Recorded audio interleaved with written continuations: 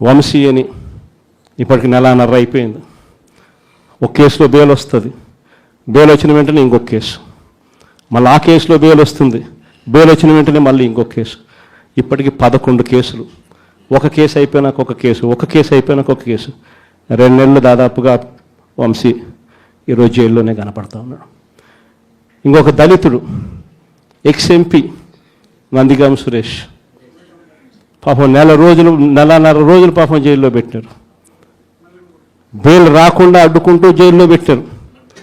మళ్ళా చివరకు కోర్టుల ద్వారా ఎంతో కష్టపడితే బెయిల్ వచ్చింది. వచ్చిన తర్వాత మళ్ళా 3 నెలలు 4 నెలలు తిరగకపోతే మళ్ళీ ఈరోజు నిన్న మళ్ళా కేసు. వాళ్ళ ఇంటి దగ్గరికి ఒక వ్యక్తి వచ్చి దళితులను కూడా చూడుకోకుండా ఆ మనిషిని ఈయనే తిడతాడు. ఎందుకు నన్ను తిడుతున్నావు అని చెప్పి ఈయన ప్రశ్నిస్తే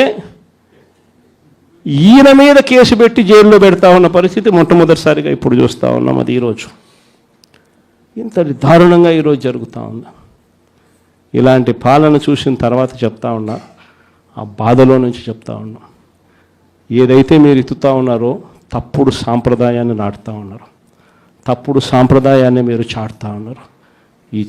ఈ సాంప్రదాయం ఒక వృక్షం అవుతుంది. మీరు ఏదైతే ఇచ్చారో అది 2 ఇంతలు వెనక్కి తిరిగి మిమ్మల్ని తన్నే పరిస్థితిలోకి ఈ వ్యవస్థ తయారవుతుంది.